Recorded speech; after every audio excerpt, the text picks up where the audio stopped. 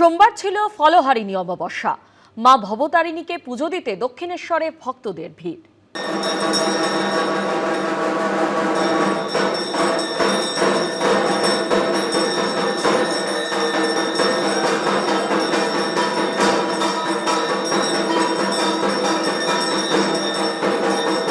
শ্রীরামকৃষ্ণ এখানেই আজকের রাতে ষোড়শ উপচারে মাকে পুজো করেছিলেন এবং পুজোর প্রতিটি স্তর সমাপ্ত করার পর তার সমস্ত কিছু পুজোর অর্ঘ্য মাকে নিবেদন করেছিলেন।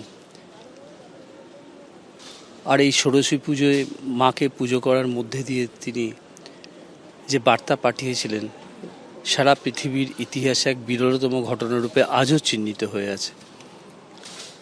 অর্থাৎ আমাদের কাছে এটাই প্রতিভাত হয়, শ্রীরামকৃষ্ণ নারী শক্তির উত্থানের চূড়ান্ততম পথ দেখিয়ে গিয়েছিলেন শ্রী শ্রী মাকে পুজোর মাধ্যমে।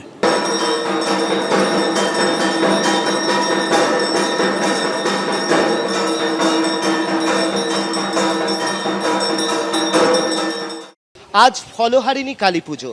এই উপলক্ষে দক্ষিণেশ্বরে ভবতারিণীর মন্দিরের ভিতরে মাকে কিন্তু খুব সুন্দর করে সাজানো হয়েছে। আমরা দেখতে পাচ্ছি বেনারসি শাড়ি, সেই সঙ্গে অলংকারে সজ্জিত করা হয়েছে এবং এদিন বিশেষ সন্ধ্যারতিরও আয়োজন করা হয়েছিল।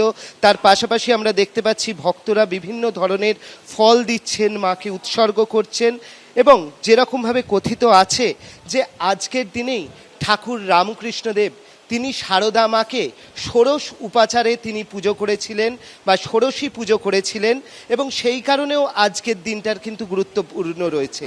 একদিকে রয়েছে দক্ষিণেশ্বর মন্দিরে মা ভবতারিণী, অন্যদিকে যা হচ্ছে ঠাকুর রামকৃষ্ণদেবের অন্যতম লীলাক্ষেত্র কর্মভূমি, সেখানে এই দিনটা আজকে আরও গুরুত্বপূর্ণ, যেহেতু রামকৃষ্ণদেব তিনি সারদা মাকে ষোড়শ উপাচারে পুজো করেছিলেন এবং আজকের দিনে মানুষজন ঈশ্বরকে বা ভবতারিণীর মূর্তি এখানে যারা পুজো দিতে আসেন তারা এখানে ফল দান করেন। তার কারণ তাদের মনে হয় ঠাকুর সমস্ত কর্মফল গ্রহণ করবেন, তার বদলে অভীষ্ট যে ফল সেই ফল ঠাকুর দান করবেন। এবং দক্ষিণেশ্বর মন্দির কর্তৃপক্ষের সুন্দর ব্যবস্থাপনায় এদিন বহু মানুষ এসছেন যারা এখানে পুজো দিচ্ছেন এবং পুজো দিয়ে তারা কিন্তু মায়ের কাছে তাদের অভীষ্ট ফল প্রার্থনা করছেন।